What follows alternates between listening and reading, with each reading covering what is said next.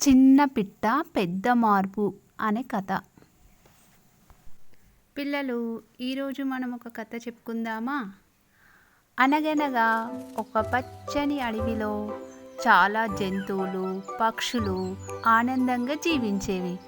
వాటిలో ఒక చిట్టి పిట్ట చాలా చిన్నదైనా ఎంతో ధైర్యంగా ఉండేది. ఒకరోజు ఆ అడవిలో పెద్ద అగ్ని ప్రమాదం సంభవించింది. అప్పుడు అన్ని జంతువులు భయంతో పారిపోయాయి. కానీ చిట్టి పిట్ట మాత్రం దగ్గరలో ఒక బావి దగ్గరికెళ్ళి తన చిన్న ముక్కుతో నీళ్లు తీసుకొచ్చి అగ్నిపైన పోయసాగింది.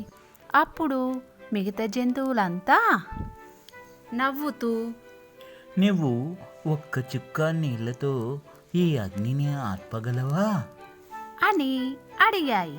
అప్పుడు చిట్టిపిట్ట ఈ విధంగా సమాధానమిచ్చింది.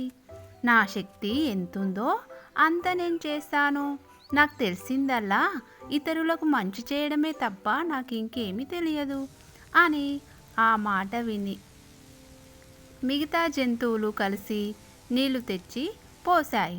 చివరికి అడవి రక్షించబడింది.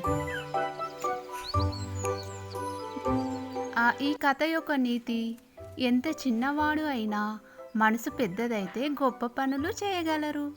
Thank you for watching my videos. Please subscribe my channel.